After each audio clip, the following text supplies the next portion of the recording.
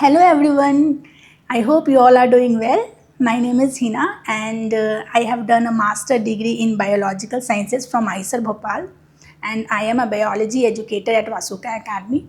Today we will be revising the chapter Breathing and Exchange of Gases. This entire chapter can be summarized by a single line of a song that you might have heard, क्यों चलती है पवन, क्यों चलती है पवन. It's all because of a pressure difference. Air जो होता है वो हाई प्रेशर से लो प्रेशर की तरफ मूव करता है and that is called wind. So this entire chapter revolves around a concept called partial pressure, partial gradient, partial pressure of a gas. And that's what happens at the lungs level, at the alveoli level to be specific, and at the tissue level. Pressure difference के कारण ही exchange of gases होती है lungs level पे, alveoli level पे, जहाँ पे oxygen और carbon dioxide का एक्सचेंज होता है, एंड द टिश्यू लेवल पर due to the difference of partial gradient between the two gases, exchange of gases takes place. This entire chapter is revolving around the partial gradient, partial pressure of the gases. We will see how low invertebrates, low organisms breathe, what are the respiratory organs involved in the lower organisms as well as in the higher organisms like us. Now, the basic difference between the breathing and the respiration. The physical process, जो स्वतः सांस ले रहे हैं और सांस छोड़ रहे हैं. The physical process is the physical process of taking in air and exhaling out air is termed as breathing. उसको breathing बोलते हैं. Now, what is the respiration then? Respiration. तो हम लोग जो breathe in करते हैं, what we are breathing in, that is oxygen. So oxygen क्यों ले रहे हैं अंदर? Why we are inhaling the oxygen? There must be some use of that oxygen inside our body. So the respiration process, in respiration what happens is, whatever we are inhaling, the oxygen that we are inhaling, that oxygen is utilized to break down the glucose. Glucose को तोड़ने के लिए, fats proteins को तोड़ने के लिए हम लोग ऑक्सीजन इनहेल करते हैं. उस ऑक्सीजन का यूटिलाइजेशन होता है. तो ब्रेक डाउन करने से फिर क्या होगा? After breakdown of glucose, energy is released, but that energy is not utilized by the cells. ठीक है, वो usable forms में नहीं होते हैं.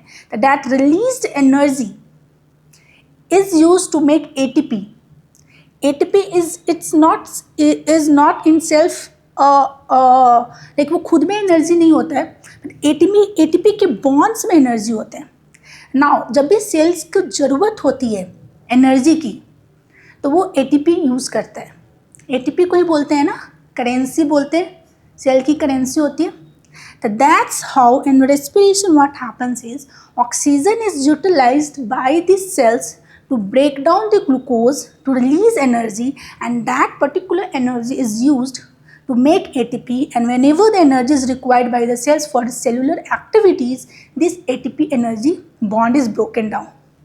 That's the basic things that we should have right now. Now let's continue with our topic, that is breathing and exchange of gases. Lower invertebrates में, higher organisms में कौन कौन से respiratory organs use होते हैं, we will see shortly.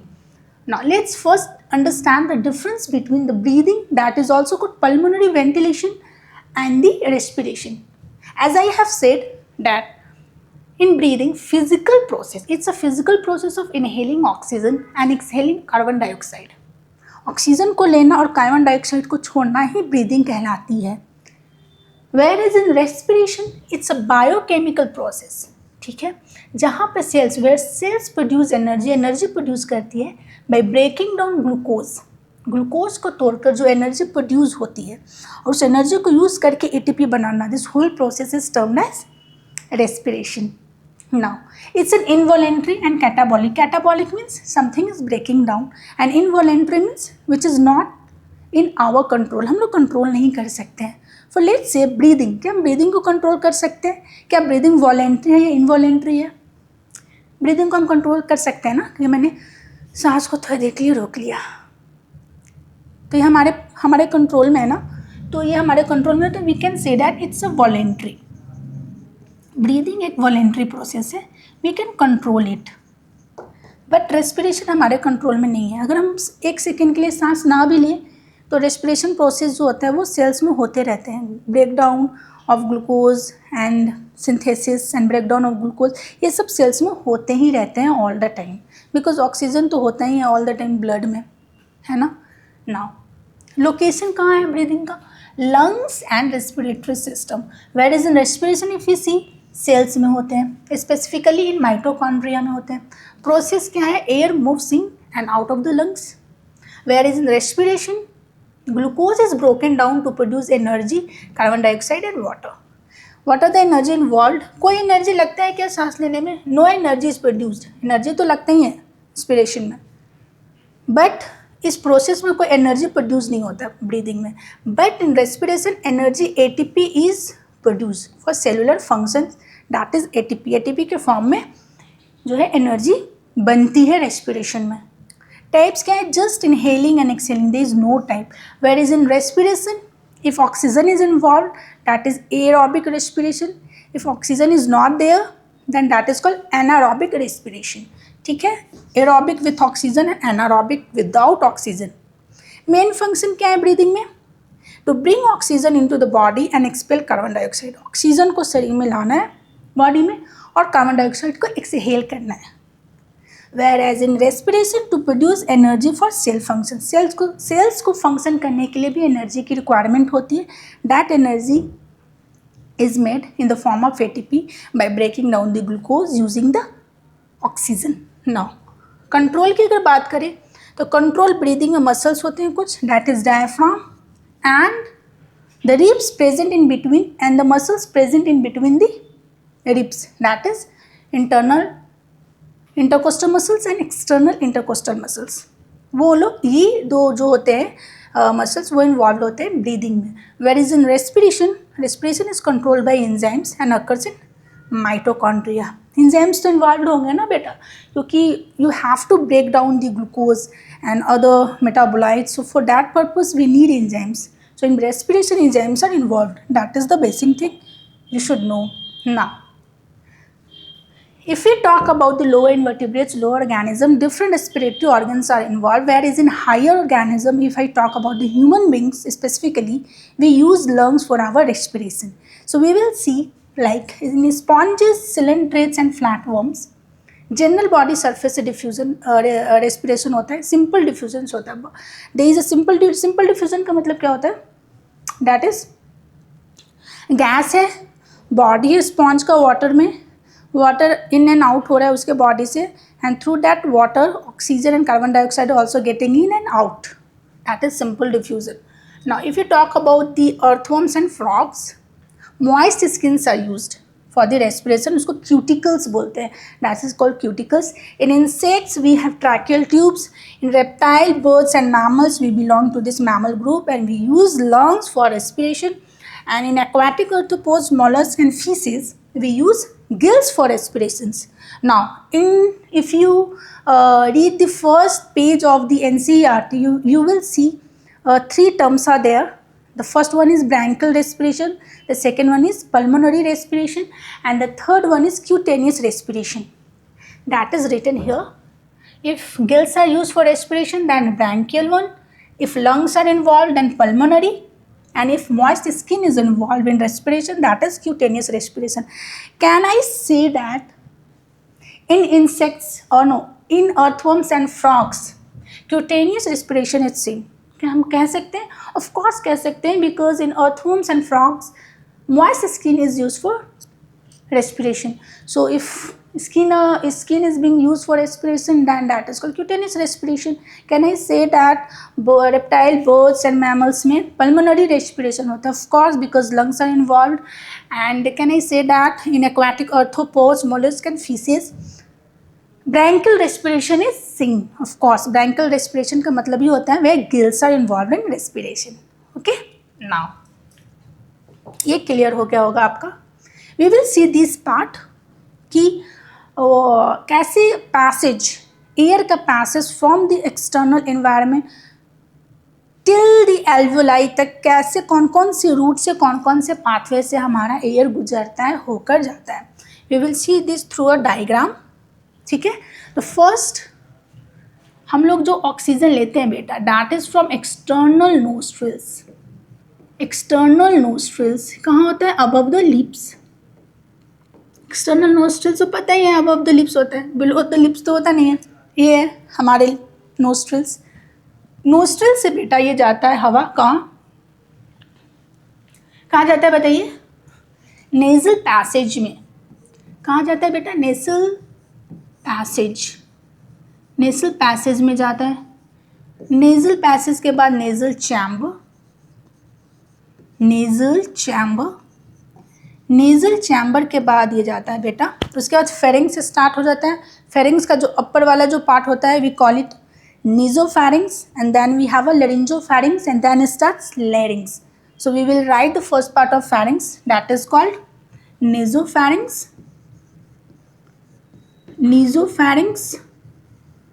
Then we have laryngopharynx. Laryngopharynx. And then we have larynx. larynx start हो जाता है बेटा। larynx को जो है हम लोग बोलते हैं, larynx is also called sound or the voice box because sound is produced here. ठीक है। larynx के बाद स्टार्ट हो जाता है हमारा ट्रेकिया। क्या स्टार्ट हो जाता है? Trachea. Trachea at fifth thoracic vertebrae. At fifth thoracic vertebrae, fifth thoracic vertebrae पे ट्रैकिया डिवाइड हो जाता है प्राइमरी ब्रोंकाई में। Primary bronchi in left and right lungs. Lungs में जो एंट्री होती है बेटा जिसकी, वो प्राइमरी ब्रोंकाई होती है, दो, left and right. Primary bronchi lungs में अब एंटर करेगी लेफ्ट में और राइट में। ये जो ट्रैकिया आ रही थी ये फिफ्थ thoracic vertebrae पे डिवाइड हो जाती है और प्राइमरी ब्रोंकाई लंग्स में एंटर करती है। ठीक है। प्राइमरी ब्रोंकाई के बाद कंटिन्यू होता है बेटा, मैं इसके नीचे लिख रही हूँ। प्राइमरी ब्रोंकाई के बाद आता है secondary bronchi. We have the secondary bronchi.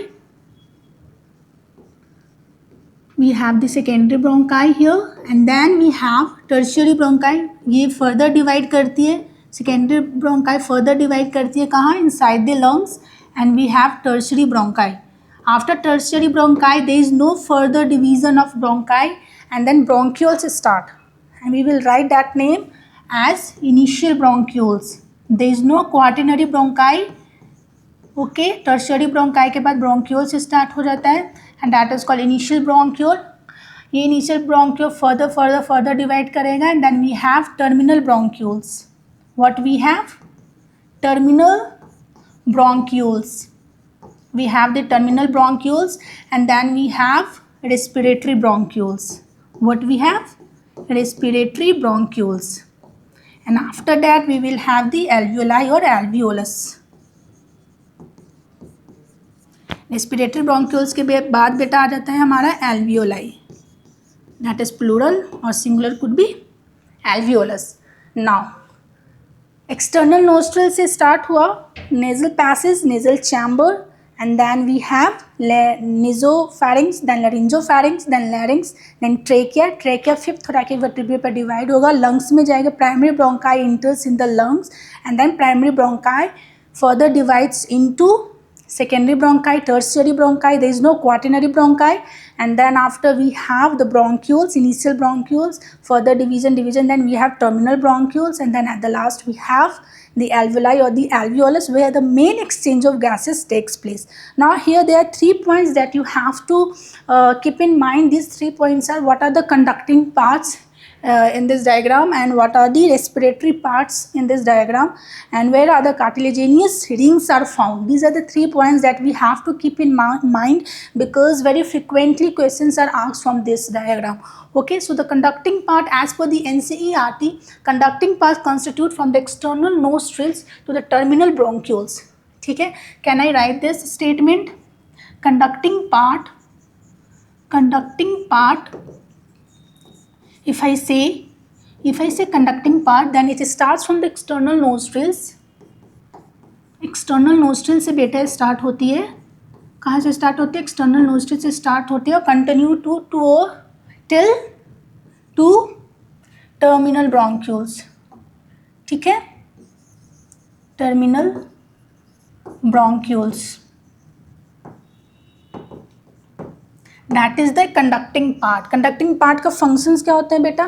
Conducting part का फंक्शन है that this part will conduct air from oxygen from the atmosphere till here. Okay, now the second part is कि ये जो conducting part होती है gas को जो भी इनहेल करते हैं उसको फिल्टर करती है कि कोई माइक्रो ऑर्गेनिजम्स या फिर डस्ट पार्टिकल्स इंटर ना कर जाए, ठीक है। एयर को ह्यूमिडिफाई करती है और बॉडी के टेम्परेचर पे लाती है, क्योंकि लंग्स को ऐसा नहीं चाहिए कि बहुत ही ठंडी हवा अंदर आ जाए या बहुत ही गर्म हवा अंदर आ जाए, ठीक है। तो बॉडी तो 37 डिग्री सेल्सियस पे रहती है, बैलेंस में रहती है। सो वी डोंट वांट कि इतनी ठंडी एक एक्सट्रीम टेम्परेचर वाली हवा हमारे लंग्स में आए। So what this conducting part do, उसको बॉडी के टेम्परेचर पे ले आती है, उसको ह्यूमिडिफाइज करती है एंड उसको माइक्रो ऑर्गेनिज्म से फिल्टर करती है। That is the function of conducting part. Whereas in respiratory part we see the mainly exchange of gases taking place between the alveoli and the blood capillary. Okay, so can I write this? The respiratory part, alveoli and their ducts. This is the sentence that is written in the NCERT. Okay, so respiratory part is from the respiratory bronchioles to alveoli and their ducts. So I'm writing this in a short form. RB is for respiratory bronchioles and alveoli and their ducts. Alveoli and their ducts. That is the respiratory part. Now the third point that we have to keep in mind is that is trachea में बेटा कार्टिलिजेनियस rings होते हैं। क्या होते हैं? कार्टिलिजेनियस rings होते हैं, विच is incomplete. Incomplete होती है, पूरी नहीं होती है। Which is incomplete, which is incomplete and C shaped. कौन से शेप्ड का होता है? सी शेप्ड का होता है, क्योंकि ये इनकम्प्लीट होता है ना। अगर पूरा होगा तो रिंग ऐसे हो जाएगा, बट दिस इज़ इनकम्प्लीट। तो इनकम्प्लीट होगा तो ये वाला पार्ट हटा दो तो सी शेप्ड का हो जाएगा, ठीक है। इधर नहीं होता है, ये पोस्टीरियर साइड में ये रिंग्स नहीं होते हैं, ठीक है।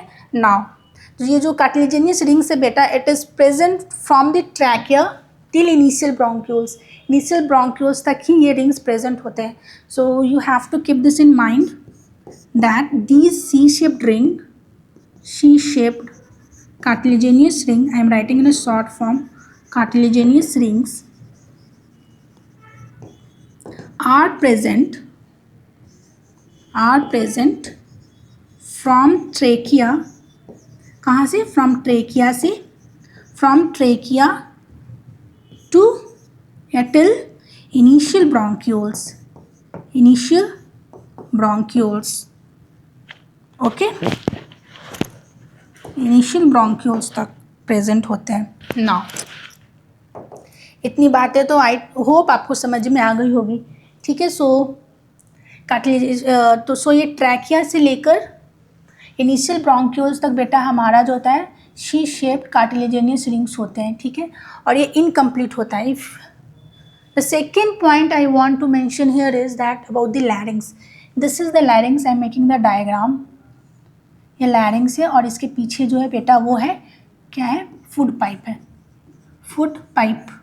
This is the food pipe and this is the wind pipe, this is the wind pipe, okay.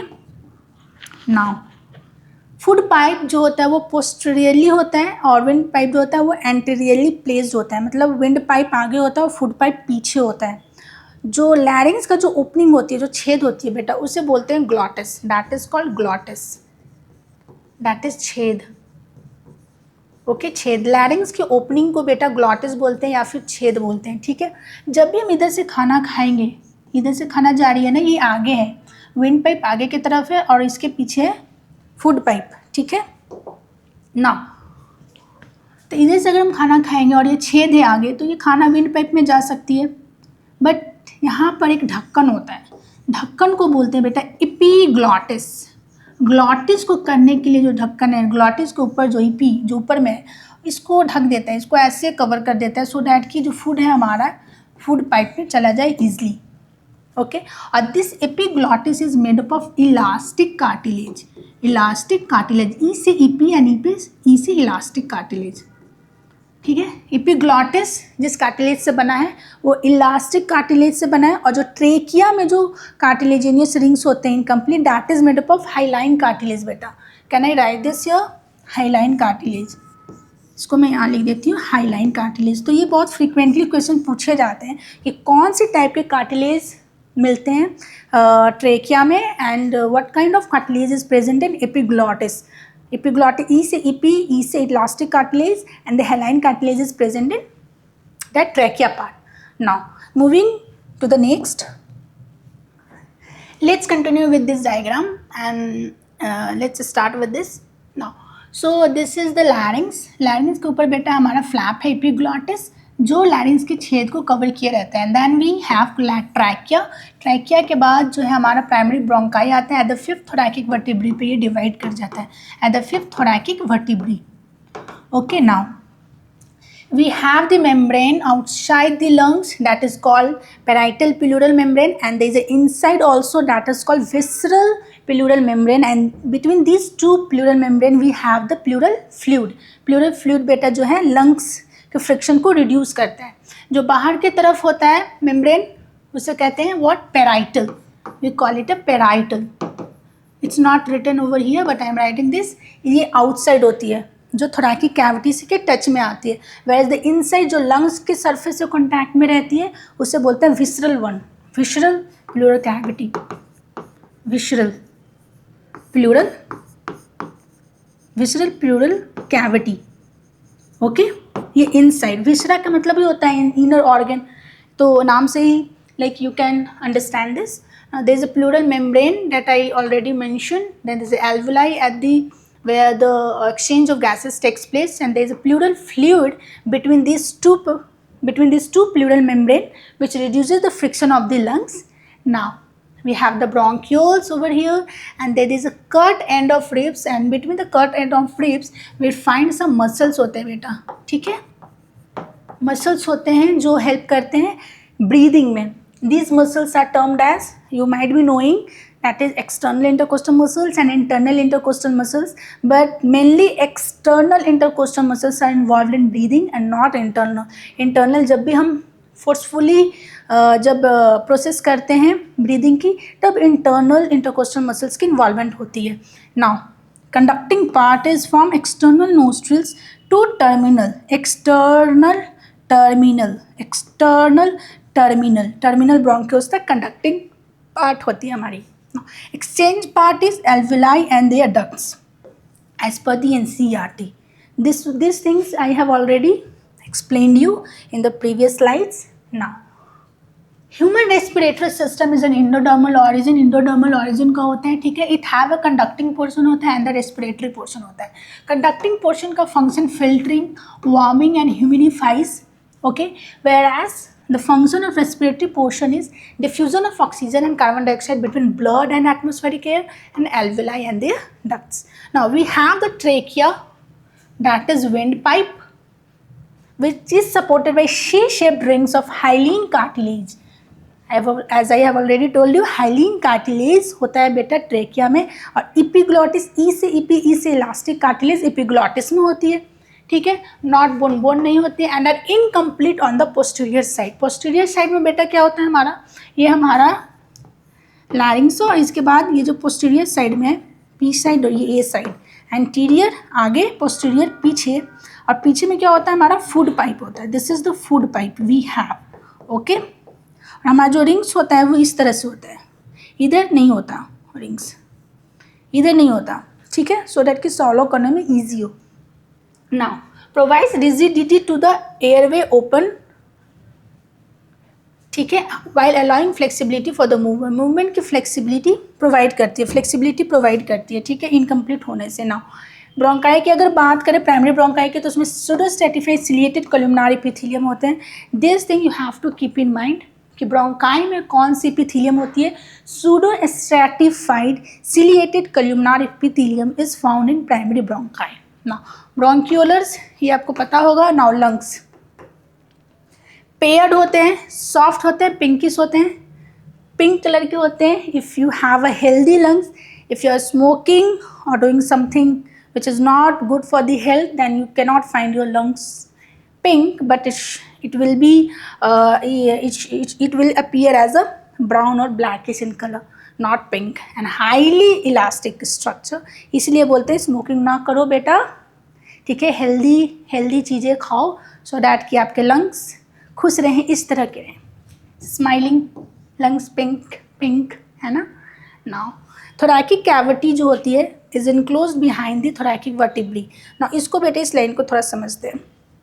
We have the diaphragm here, ठीक है, which is a dome shape diaphragm which is thin, पतली होती है but strong musculature की बनी होती है, ठीक है, थिक नहीं होती है, थिन होती है. तो ये जो डायफ्राम हमारा यहाँ होता है बेटा डोम शेप्ड की, ये सेपरेट करती है ऊपर की तरफ को बोलते हैं थोरैकिक कैविटी, और जो डायफ्राम के जो नीचे होती है उसे बोलते हैं एब्डोमिनल कैविटी. तो ये सेपरेट करती है किसको, दो कैविटी को. Thoracic cavity above the diaphragm and below the cavity is the abdominal cavity. तो जो थोरैकिक कैविटी होती है that is a airtight chamber होती है, ठीक है. बहुत ज़्यादा वो जो है dorsally, ventrally, laterally and lower side से पूरी पैक्ड होती है. तो अगर वॉल्यूम में कुछ भी चेंज होता है, थोरैकिक कैविटी के वॉल्यूम में कुछ भी चेंज होता है, तो पल्मोनरी कैविटी में रिफ्लेक्ट होती है वो चीज़ें. लेट्स से कि जो हमारी थोरैकिक कैविटी है उसके वॉल्यूम में इंक्रीज़ हो रही है, तो हमारी जो पल्मोनरी कैविटी है उसमें ये रिफ्लेक्शन दिखेगा और उसमें भी वॉल्यूम इंक्रीज़ हो जाएगा, ठीक है. It's like a directly proportional. Thoracic cavity में अगर वॉल्यूम इंक्रीज होगी तो पल्मोनरी जो कि लंग्स है उसमें भी वॉल्यूम इंक्रीज हो जाएगी. अगर थोरैकिक कैविटी की वॉल्यूम डिक्रीज होगी तो पल्मोनरी कैविटी की भी वॉल्यूम डिक्रीज होगी, ठीक है. And as we know that volume is inversely proportional to pressure. अगर वॉल्यूम इंक्रीज हो रही है तो प्रेशर डिक्रीज होगी, ठीक है, और प्रेशर इंक्रीज हो रही है तो वॉल्यूम डिक्रीज होगी. इतना तो बेसिक सबको आता है. नाउ तो ये जो थोरैकिक कैविटी है इनक्लोज्ड बिहाइंड, पीछे से अगर हम डॉर्सली देखें बेटा तो थोरैकिक वर्टिब्री होता है पीछे. लैटरली की बात करें तो रिब्स, एंड वेंट्रली आगे की तरफ से अगर हम बात करें तो sternum and ribs, sternum and by the ribs. Lower side से बात करें तो डायफ्राम से ये पूरी पैक्ड होती है. Visceral pleural membrane and parietal pleural membrane होती है. लेफ्ट लंग स्मॉलर होता है राइट लंग से, क्योंकि लेफ्ट लंग में हमारा हार्ट भी होता है. नाउ तो एयर टाइट चैम्बर कैसे हुआ बेटा, हमारा जो लंग्स है, लंग्स, एक minute,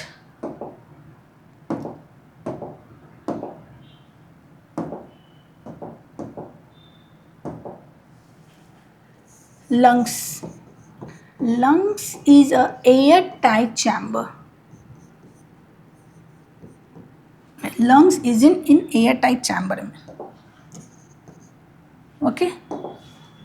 lungs lie in a airtight chamber. airtight chamber में lie करती है lungs, okay. how is this airtight chamber created, कैसे create हुआ.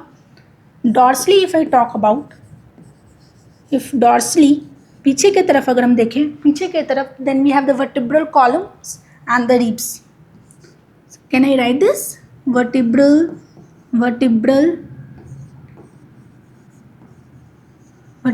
column and ribs, okay.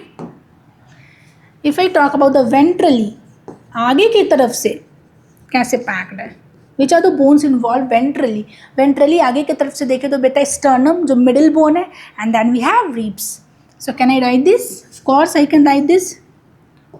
Sternum, the middle bone, the front bone and the ribs. If I talk about laterally, side में बेटा, side में तो ribs ही है, ठीक है, और रिब्स के बीच में हमारे मसल्स होते हैं. तो laterally I can write ribs, और लोअर साइड से, from lower side we have diaphragm,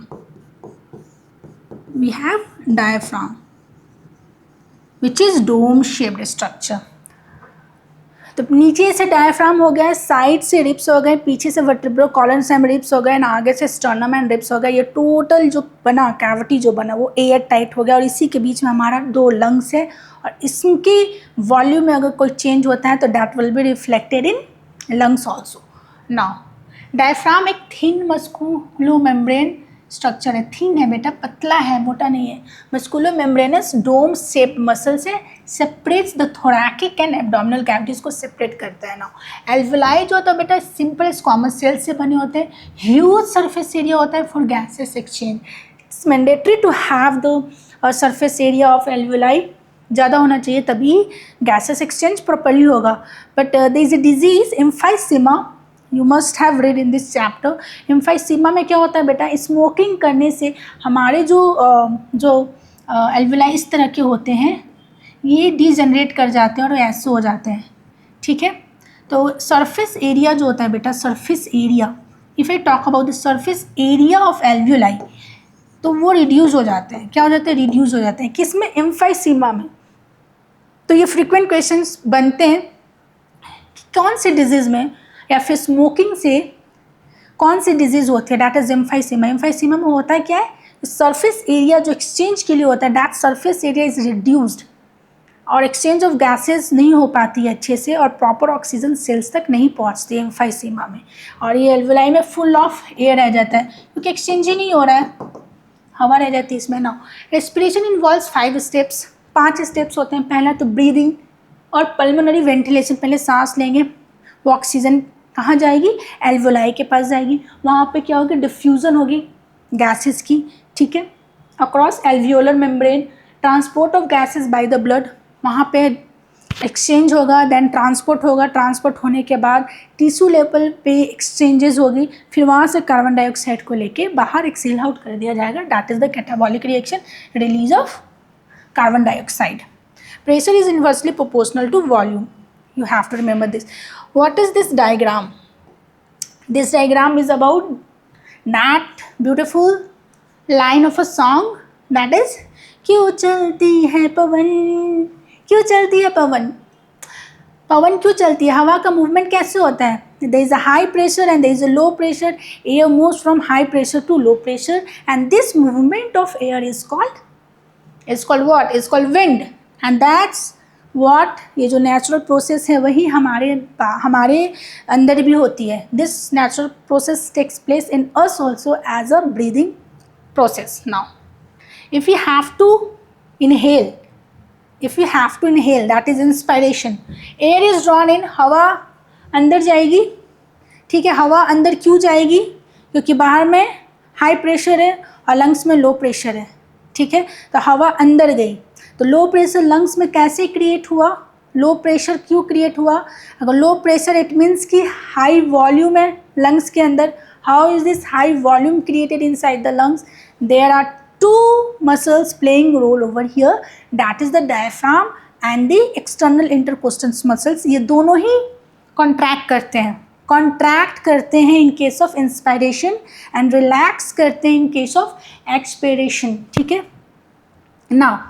तो जब भी हम श्वास लेते हैं, जब भी हम ब्रीद इन करते हैं, the diaphragm which is dome shaped contract करके ये नीचे आता है, ठीक है। तो ये वॉल्यूम इंक्रीज हो जाती है कौन से एक्सिस में? एंटीरियर पोस्टीरियर एक्सिस में वॉल्यूम इंक्रीज हो गई, ठीक है। वॉल्यूम इंक्रीज हो गई तो प्रेशर डाउन हुआ, तो एयर जो एटमॉस्फेयर में वो हाई प्रेशर पर है, अंदर आ गई हवा, ठीक है। दूसरी जो मसल्स हैं that is external intercostal muscles है, वो भी कॉन्ट्रैक्ट करती है और उससे क्या होता है, हमारी ribs above and outward lift कर जाते हैं, जिससे वॉल्यूम इंक्रीज हो जाती है थोरैकिक कैविटी में, and as a result pressure decreases and air rushes in. That is the whole story of inspiration. And just opposite बेटा इसका होता है expiration में, जहाँ पे diaphragm and external intercostal muscles जो होते हैं वो रिलैक्स करती है। क्या करती है? रिलैक्स करती है, अपने ओरिजिनल पोजीशन पे आती है, ठीक है। अपने ओरिजिनल पोजीशन पे आती है तो क्या होता है, वॉल्यूम जो है बेटा थोरैकिक चैम्बर का एंटीरियर पोस्टीरियर एक्सिस में डिक्रीज कर जाती है, और जैसी वॉल्यूम डिक्रीज करेगी pressure inside the lungs increase होगा, और प्रेशर जैसे इंक्रीज होगा बेटा हवा की टेंडेंसी होती है high pressure to low pressure, तो प्रेशर बढ़ा, कार्बन डाइऑक्साइड एक्सेल आउट हो गया, बाहर निकल गया, ठीक है. That's what written in this slides. I will read every line and I will explain it to you again. Air is drawn in means movement of air from high pressure, that is atmosphere, to low pressure, that is lungs. That is intrapulmonary pressure is less than the atmospheric pressure. ठीक है. Intrapulmonary, that is inside the lungs, pressure is less than the atmospheric pressure. That's why the air is moving from high pressure to the low pressure, that is air is getting inside. Now how low pressure is created inside lungs. ये low pressure कैसे create हुआ? Role किसका है? External intercostal muscles का, जो कि ribs के बीच में होते हैं, and the diaphragm. Now as we know that pressure is inversely proportional to volume. Any change in volume of thoracic cavity के वॉल्यूम में कोई भी चेंज होता है, that will be reflected in the lungs, that is pulmonary cavity. Okay. Now contraction of diaphragm and contraction of external intercostal muscle, दोनों का contraction होगा, volume बढ़ जाएगी थोरैकिक चैम्बर में. ये जब कंट्रैक्ट करेगा डायफ्राम, तो anterior exterior process, anterior and posterior axis में वॉल्यूम इंक्रीज होगी, ठीक है. और जब एक्सटर्नल इंटरकोस्टल मसल्स कंट्रैक्ट करते हैं तो रिब्स एंड स्टर्नम जो भी होता है lift up and increases the volume of thoracic chamber in dorso ventral axis. Dorso मतलब पीछे, वेंट्रल मतलब आगे, तो डोर्सो वेंट्रल एक्सिस में वॉल्यूम इंक्रीज होती है. और thus increase in thoracic volume increase the volume of pulmonary volume. And now as pulmonary volume increase होता है, जैसे pulmonary volume increase होता है बेटा, decrease हो जाता है intrapulmonary pressure. Volume increase results in decrease in pressure less than the atmospheric pressure, thus air rushes from outside to the inside, that is called inspiration. उससे बोलते हैं inspiration. इसका जस्ट अपोजिट बेटा एक्सपिरेशन है. इसको मैं समझा दूँ. Now air is exhaled means movement of air from high pressure, that is lungs, lungs में हाई प्रेशर है, to low pressure, that is atmosphere. Intra pulmonary pressure is high than the atmospheric pressure. Lungs में जो pressure है वो high है as compared to the atmospheric pressure. Now how this high pressure is created, ये high pressure inside lungs कैसे create हुआ? Now again there is a role of diaphragm and the external intercostal muscles. Okay, these both diaphragm and the external intercostal muscles will relax. Relaxation of both will result in decrease in volume in thoracic chamber.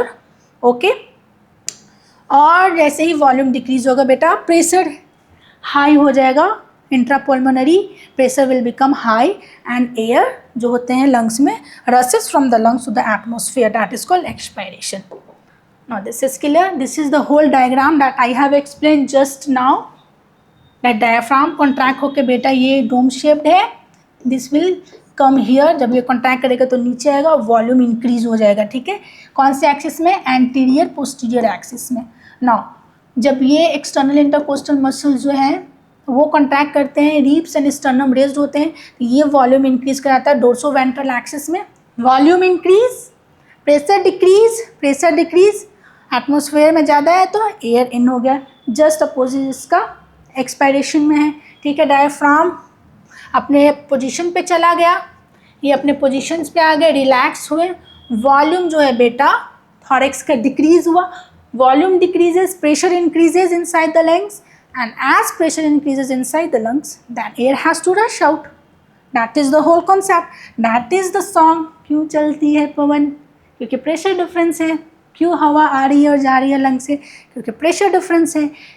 Oxygen का carbon dioxide का जो exchange होगा alveoli level पे या फिर tissue level पे, वो कैसे होगा? क्योंकि वहाँ भी प्रेशर डिफरेंस है. Everything is about pressure difference in this chapter. If you understand this one single song then the chapter becomes very interesting. You know, this is the same concept, inspiration and expression. ये side view से आपको दिखा रहा है lungs के बारे में, contraction and relaxation. Now moving to the next, now we will study this volume and the capacity. There are 4 volume: tidal volume, IRV, inspiratory reserve volume, ERV, expiratory reserve volume, and the 4th one is residual volume. And when we combine these different volumes we get capacities, that is क्षमता. कितनी क्षमता है सांस लेने की, सांस छोड़ने की, कितनी क्षमता है, we will get by adding this volume. Okay, the first one is tidal volume. Volume of air which is inspired और expired during a normal respiration. तो नॉर्मल जब रिस्पायर करते हैं बेटा, जितनी वॉल्यूम लेते हैं, जितनी वॉल्यूम ऑफ एयर को एक्सहेल करता है, that is called tidal volume. Normal, आप बैठे बैठे मुझे देख रहे हो तो नॉर्मली रिस्पायर कर रहे हो, that is called tidal volume. बैठे बैठे खा रहे हो, बैठे बैठे टीवी देख रहे हो, कुछ भी कर रहे हो नॉर्मली, उसको टाइडल वॉल्यूम बोलते हैं, which is 500 ml and in 1 minute, 1 minute में जो होता है बेटा वो 6000 से 8000 ml of air per minute होते हैं। Now if I talk about the IRV, inspiratory reserve volume, में क्या होता है, additional volume of air person can inspire by forcible inspiration. मतलब कितनी मैं एक्स्ट्रा कितना वॉल्यूम ऑफ एयर ले सकती हूँ, नॉर्मल तो लिया ही टीवी, ठीक है, और एक्स्ट्रा कितना मैं हवा ले सकती हूँ। तो एक्स्ट्रा मैं हवा ले सकती हूँ 2500 से 3000 ml एक्स्ट्रा ले सकती हूँ हवा, that is called IRV।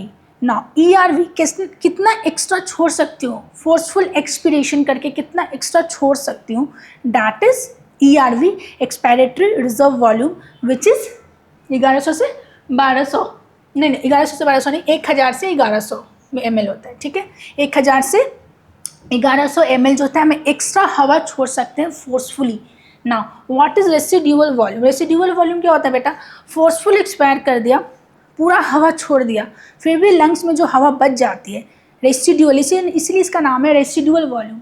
The volume of air which remains in the lungs after a forceful expiration and that is 1100 से 1200 ml, 1100 to 1200 ml air is left inside the lungs after forceful expiration. पूरा हवा छोड़ने के बाद भी lungs में जो हवा बच जाती है उसे रेसिड्यूअल वॉल्यूम बोलते हैं, ठीक है।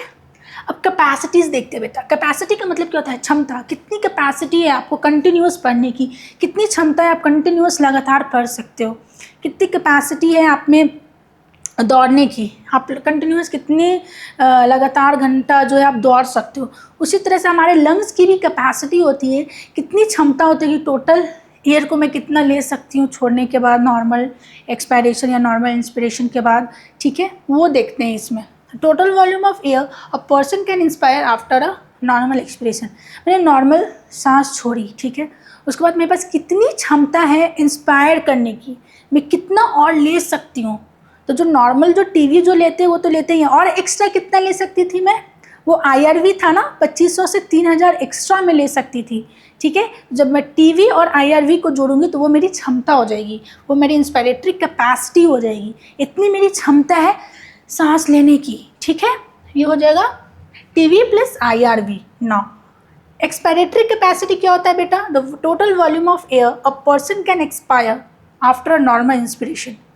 नॉर्मल सांस लिया, उसके बाद मेरी कितनी क्षमता है सांस छोड़ने की, मैं एक तो नॉर्मल में सांस छोड़ूंगी प्लस और कितना फोर्स लगा के छोड़ सकती हूँ मैं, और एक्स्ट्रा कितना मैं सांस को एक्सहेल आउट कर सकती हूँ, डैट इज, वो तो ERV था ना, एक्स्ट्रा एडिशनल वॉल्यूम हम कितना छोड़ सकते हैं, तो ये कैपेसिटीज़ में ऐड हो जाएगा। टीवी तो नॉर्मल हो गया प्लस ERV, दैट इज 1000 से 1100। तो इसमें क्या होगा, एक्सपायरेटरी कैपेसिटीज़ में TV plus ERV। Now functional vital capacity देखते हैं। What is vital capacity? Maximum volume of air which a person can breathe in after a forced expiration. जोर से सांस छोड़ने के बाद बेटा जो है कितना मैक्सिमम वॉल्यूम जो है हम एयर को इनहेल कर सकते हैं, ब्रीद कर सकते हैं, ठीक है। ये होता है वाइटल कैपेसिटी। फोर्स्ड, आपने अगर योगा किया होगा बेटा, सांस जोर से लिया, सांस जोर से छोड़ा, जब सांस जोर से छोड़ दिया, एक्सहेल आउट कर दिया, तो कितना मैक्सिमम आप ले सकते हो, कितना मैक्सिमम ले सकते हो, ठीक है। उसमें टीवी तो नॉर्मल आएगा ही, और जो दो वॉल्यूम है IRV और ERV, स्टार्टिंग का तीनों वॉल्यूम बेटा इसमें वाइटल कैपेसिटीज़ में आ जाते हैं, that is TV, IRV and ERV, ठीक है। और इसका उल्टा ही बोल सकते हो, maximum volume of air person can breathe out after a force. जोर से सांस लेने के बाद आप कितना छोड़ सकते हो, या फिर जो है जोर से सांस लेने के बाद आप कितना नहीं, जोर से छोड़ने के बाद आप कितना ले सकते हो, ये हो गया पहले वाले स्टेटमेंट का मतलब। तो वाइटल कैपेसिटीज़ में आप बस इतना याद रखना, TV plus IRV plus ERV, तो फर्स्ट 3 वॉल्यूम है उसको एडअप करेंगे तो we will get vital capacity. Now we have the total lung capacity. देखते हैं टोटल लंग कैपेसिटी मतलब लंग्स में कितनी क्षमता है, मैंने पूरा सांस भर लिया, पूरा जोर से सांस भर लिया, रुक गई, तो लंग्स में कितनी एयर है बची हुई, टोटल लंग्स की कितनी कैपेसिटी, कितनी क्षमता एयर को होल्ड करने के लिए, total volume of air which is present in the lungs at the end of forced inspiration, जोर से सांस लेने के बाद लंग्स में कितनी वॉल्यूम ऑफ एयर है उसी को बोलते हैं total lung capacity. Total lung की क्षमता कितनी है, तो उसमें बेटा चारों आ जाती है volume, TV, IRV, ERV and RV, ठीक है। और ये जब ऐड करोगे टीवी, आईआरवी, ईआरवी, तो वो वाइटल कैपेसिटीज़ होती है, vital capacity plus residual volume, residual volume तो हो गई ना लंग्स में, तो आ जाएगी टोटल लंग कैपेसिटी में। अब हम समझते हैं एफआरसी, फंक्शनल रेसिडुअल कैपेसिटी क्या होती है। फंक्शनल रेसिडुअल कैपेसिटी बेटा नॉर्मल एक्सपायरेशन करने के बाद, नॉर्मल सांस छोड़ रहे हैं तब लंग्स में कितनी एयर लेफ्ट है, that is called functional residual capacity. Volume of air that remains in the lungs after a normal expiration. The difference between FRC and RV is that forced expiration है इसमें और इसमें normal expiration है, ठीक है। Forced expiration, सब सांस छोड़ने के बाद जितनी हवा लंग्स में बच जाती है, that is called residual volume, और नॉर्मल सांस छोड़ने के बाद जो लंग्स में हवा बचती है, that is called functional residual capacity. और इसका फॉर्मूला होता है बेटा ERV plus RV, ERV plus RV, ERV plus RV। Now next, exchange of gases. Exchange of gases takes place at the two level, that is at the lung level and at the tissue level. Exchange of gases, the same song, the same role of pressure gradient and the pressure difference between the gases. जब ये रहती है तभी जो है exchange होता है gases का। क्या रहती है, प्रेशर और कंसंट्रेशन ग्रेडियंट रहती है बेटा, तभी गैस का एक्सचेंज होता है, अदरवाइज नहीं होगा। If there is no pressure gradient between the gases, how can exchange takes place, right. अगर प्रेशर रहेगा ही नहीं तो विंड, हवाएं नहीं बहेंगी, सब कुछ शांत शांत रहेगा। हवाएं जो बहती है वो प्रेशर डिफरेंस के कारण ही बहती है। जहाँ हाई प्रेशर होता है, जहाँ लो प्रेशर होता है, air rushes to fill that vacuum, that is जहाँ लो प्रेशर होता है। Now gas exchange occurs between alveoli and blood, that is at lungs level, and at the tissue level between blood and the tissue. Both these gases are exchanged by simple diffusion से होता है बेटा, based on pressure concentration gradient. Now pressure concentration gradient क्या होता है, the partial pressure, that is individual pressure of a gas in a gas mixture of oxygen and carbon dioxide, that is PO2 and PCO2 are given below. अब partial pressure क्या होता है आप ये समझो, ठीक है। Suppose we have a container full of gases, let's say carbon dioxide, oxygen and other gases like ABCD. This whole container containing many gases, और इसका पूरा जो प्रेशर है लेट्स से 760 mmHg है। Can I right it here? Okay, I can right it here. So we have this container and this container is having carbon dioxide, oxygen and other gases like A, B, C, D. ठीक है, total atmospheric pressure जो होता है बेटा वो होता है 760 mmHg. So I want to know कि जो गैस, ये टोटल जो एटमॉस्फेरिक प्रेशर है 760 mmHg, इसमें तो सारे गैस का इन्वॉल्वमेंट है, but I want to know कि मेरे ऑक्सीजन जो मैं इनहेल करती हूँ, कार्बन डाइऑक्साइड जो मैं छोड़ती हूँ, इसका कितना प्रेशर है, इंडिविजुअल प्रेशर ऑफ गैस, उसको पार्शियल प्रेशर बोलते हैं गैस का, ठीक है। सो हम कैसे इसका निकालेंगे, पहले तो हमें पता होना चाहिए कि इस गैस का कॉन्सेंट्रेशन कितना है एटमॉस्फेयर में। Oxygen is 21% and carbon dioxide is 0.03% in atmosphere. So how can we calculate the partial pressure? If I have to calculate the partial pressure of this oxygen, then इसका oxygen का percentage 21% है, right. इसका हम कैसे निकालेंगे, 21/100 into 760 mmHg, उससे कितना आएगा 159 mmHg आएगा रिजल्ट, ठीक है। If I calculate the partial pressure of carbon dioxide का एटमॉस्फेयर में कितना परसेंटेज है, 0.03. So carbon dioxide percentage is 0.03% in atmosphere. if I calculate the partial pressure of carbon dioxide का बेटा निकालें तो ये जितना परसेंटेज है 0.03 divided by 100 into 760 mmHg. Okay के 760 mmHg तो कितना आएगा बेटा 760 mmHg कितना आएगा 0.3 mmHg. How much 0.3 mmHg. तो ऑक्सीजन का जो पार्शियल प्रेशर है that is 159 mmHg 159 and the carbon dioxide का 0.3 mmHg. ये partial pressure of these two gases. Now अगर आप ये डायग्राम देखोगे NCERT में then we have atmospheric air में 159 कैसे आया just we have calculated and 0.3 partial pressure carbon dioxide का that we have calculated here. Now atmospheric air में 159 है, एल्वुलाई में 104. ये इससे कम है एल्वुलाई में तो एयर जो है आएगा अंदर लंग्स में. नाउ वो 104 से कम होगा बेटा ब्लड में 95 तो एल्वुलाई से ब्लड में डिफ्यूज़ कर जाएगा ऑक्सीजन. और इससे कम होगा टिश्यू में दैट इज़ 40 और ऑक्सीजन जो है टिश्यू में चला जाएगा. ना if I talk about the carbon dioxide का लेवल बेटा टिश्यू में हाई है दैट इज़ 45. मोर देन 45 होता है बाय द वे. ओके 45 से कम होता है आपके ब्लड में दैट इज़ 45. ठीक है ये थोड़ा 45 से ज़्यादा होता है. ना इससे कम होगा एल्वुलाई में प्रेशर तो ये जो कार्बन डाइऑक्साइड है वो डिफ्यूज़ कर जाएगा ब्लड से एल्वुलाई में. और इससे कम होगा एटमॉस्फेयर में और लंग्स से ये निकल जाएगा बाहर. तो ये पार्शियल प्रेशर का पूरा ये पूरा कॉन्सेप्ट है. ठीक है. नाउ अगर आप देखोगे यहाँ लिखा है सेंटेंस में partial pressure of oxygen in alveoli is more. Alveoli में ज़्यादा है 104 है than the blood capillary. Blood capillary में कितना है 40 है. सो ऑक्सीजन डिफ्यूज़ कर जाएगा कैपिलरी ब्लड में.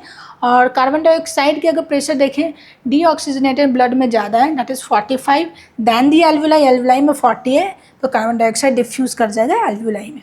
So the whole just is that कि अगर ऑक्सीजन को एटमॉस्फेयर से टिश्यू तक आनी है तो एटमॉस्फेयर में ज़्यादा होगी प्रेशर दैन द लंग्स तो लंग्स में आएगा. ठीक है. लंग्स में ज़्यादा है प्रेशर ब्लड में कम है कैपिलरी में कम है तो वो फिर कैपिलरी में डिफ्यूज़ हो जाएगा. कैपिलरी जब ऑक्सीजन लेके टिश्यू के पास जाएगा तो टिश्यू में प्रेशर कम होगा तो फिर वो टिश्यू में डिफ्यूज़ कर जाएगा. If I talk about the carbon dioxide का लेवल जो पार्शियल प्रेशर है टिश्यू में वो हाई है तो वो डिफ्यूज़ कर जाएगा ब्लड कैपिलरी में क्योंकि ब्लड कैपिलरी में कम है. वो ब्लड कैपिलरी लंग्स के पास आएगा. ठीक है. तो लंग्स में कार्बन डाइऑक्साइड का प्रेशर कम है और ब्लड कैपिलरी में ज़्यादा है तो ब्लड कैपिलरी से लंग्स में चला जाएगा डिफ्यूज़ हो जाएगा. और लंग्स और एटमॉस्फेयर की बात करें तो एटमॉस्फेयर में जो है बेटा कम है लंग्स से तो लंग्स से बाहर डिफ्यूज़ आउट हो जाएगा. ठीक है. नाउ जो डिफ्यूज़न ऑफ गैसेज है बेटा वो डिपेंड करता है कुछ फैक्टर्स पे. There are 3 factors which are responsible for the diffusion of gases or the exchange of gases. The first one that I want to say is the solubility of gases. ठीक है. Carbon dioxide बेटा ज़्यादा soluble होता है 20 से 25% ज़्यादा soluble होता है carbon dioxide than that of oxygen. So the amount of carbon dioxide जो डिफ्यूज़ करेगा through the diffusion membrane per unit difference वो हाई होगा than the oxygen. That makes sense right. Now the second one is thickness of membrane है. Diffusion membrane जो होता है बेटा वो 3 लेयर्स के बने होते हैं. The first one is squamous epithelium of alveoli, second one is endothelium of alveolar capillaries और ये दोनों के बीच में होता है बेटा बेसमेंट सब्सटेंस बिटवीन देम और total thickness is less than 1 mm. ठीक है. If I draw the diagram of this is the alveoli and this alveoli is lined up by simple squamous epithelium. Which cell is present? Simple squamous epithelium. Simple squamous epithelium, and this is the blood capillary we have. This is the blood capillary, and this blood capillary is lined by endothelium. We call it an endothelium. We call it endothelium. Blood capillary में जो cells होते हैं बेटा endothelium बोलते हैं ना. These are the cells. Blood capillary की cells हैं, and between these two we have basement substances. We have basement substances. ठीक है, ये है basement substance BS, I am writing in the short form, and this one is the simple squamous epithelium, simple squamous epithelium. We have simple squamous epithelium present in alveoli, and this is the endothelium of the blood capillary. Okay, these are ये cell है, ये भी cell है, but ये cell नहीं है बेटा, ये दोनों के बीच का जगह को जो बोल रहे हैं बेसमेंट सब्सटेंस बोल रहे हैं, और टोटल थिकनेस इसका होता है 0.5 mm और इजिली गैस की एक्सचेंज होती है. The third one is surface area. Presence of alveoli increases the surface area of the lungs. Alveoli का जो बेटा एक स्ट्रक्चर होता है वो इस तरह से होता है, इस तरह से होती है, ठीक है, ग्रेप्स ऐसे ऐसे से, तो एक सरफेस एरिया बेटा इससे इंक्रीज हो जाता है और गैसेस एक्सचेंज जो होते हैं वो फास्ट होते हैं. Now let's understand this figure. NCERT की फिगर है, हम इसको समझते हैं. The same thing that I just have explained, वो सेम थिंग पार्शियल डिफरेंस का ही इसमें बेटा खेल है और कुछ नहीं है. इंस्पायर्ड एयर में कितना होता है, एयर में ऑक्सीजन की अगर हम बात करें पार्शियल प्रेशर तो 159, और कार्बन डाइऑक्साइड की हम बात करें बेटा तो that is 0.3 mmHg. Okay, mmHg जैसे, ठीक है. Partial pressure of oxygen, partial pressure of carbon dioxide. Now air में 159 है और एल्वेलाई में 104 है. ये कम है, ये ज़्यादा है, तो एयर अंदर आएगा. ठीक है, एयर अंदर आ गया, एल्वियोलस में आ गया, फिर एल्वियोलस से बेटा ये जाएगा ब्लड कैपिलरी में. ठीक है, ब्लड कैपिलरी से ये जो है आपका ये हार्ट है हमारा. Okay, this is left auricle, left ventricle, right auricle, right ventricle. ठीक है, तो ब्लड हमारा इधर आया, एल्वियोलस में आया, एल्वियोलस से डिफ्यूज़ करके बेटा ये आ जाएगा हमारा पल्मोनरी वेन में, पल्मोनरी वेन से होते हुए आ जाएगा लेफ्ट ऑरिकल में, लेफ्ट वेंट्रिकल में जाएगा, एंड देन ये अयोटा से होते हुए बेटा ये जाएगा टिश्यूज़ के पास. टिश्यू के पास देखो बेटा, तो यहाँ 104 था, यहाँ पे कितना है 95, ये कम है, टिश्यू में 95 है. ठीक है, तो यहाँ पे ऑक्सीजन डिफ्यूज़ कर जाएगा. ठीक है, now if I talk about the carbon dioxide का लेवल पार्शियल प्रेशर टिश्यू में बहुत ज़्यादा है, और ये डिफ्यूज़ हो जाएगा ब्लड कैपिलरी में. ठीक है, ब्लड कैपिलरी में डिफ्यूज़ हो जाएगा. आप देखो PCO2 का कितना है 45 है, और ये जाएगा लंग्स, फिर ये हार्ट में जाएगा, राइट वेंट्रिकल से पल्मोनरी आर्टरी से होते हुए यहाँ पहुँचेगा, और यहाँ क्या है कार्बन डाइऑक्साइड का 40 mmHg है, और कितना था यहाँ 40 डिफ्यूज़ आउट, 0.3 बाहर है, 40 यहाँ है, रसेज आउट, एक्सपैड हो जाएगा ये. ठीक है, now this is the diagram of the alveoli, जो अभी मैंने समझाया एल्वियोलर कैविटी है. This is the simple squamous epithelium, this is the endothelium, and in between these two we have a basement substance. Now we will see the transport of oxygen and carbon dioxide. ठीक है, अब हम लोग पढ़ेंगे कि oxygen और carbon dioxide का transport from the lungs, specifically from the alveoli to the tissue कैसे होती है, किस फॉर्म में होती है. सो ऑक्सीजन का थोड़ा सिंपल है बेटा, और कार्बन डाइऑक्साइड का और सिंपल है. ठीक है, नाउ इससे बहुत सारे क्वेश्चंस बनते हैं. So we will understand like this. If I have oxygen 100% oxygen, ठीक है, कितना 100% oxygen, let's say we have 100% oxygen. Okay, so 3% बेटा जो है डायरेक्टली डिजॉल्व होकर प्लाज्मा के थ्रू टिश्यू के पास चली जाती है, एंड रेस्ट 97% जो है बेटा वो हीमोग्लोबिन के साथ. हीमोग्लोबिन एक प्रोटीन है जो RBC में मिलती है, RBC में प्रोटीन पाई जाती है हीमोग्लोबिन, और ये हीमोग्लोबिन ऑक्सीजन को कैरी करती है. तो एक maximum haemoglobin can carry maximum of 4 oxygen molecules. ठीक है, तो 97 जो होता है बेटा ऑक्सी हीमोग्लोबिन के फॉर्म में टिश्यू तक जाती है. ठीक है, ये डिजॉल्व फॉर्म में जाती है.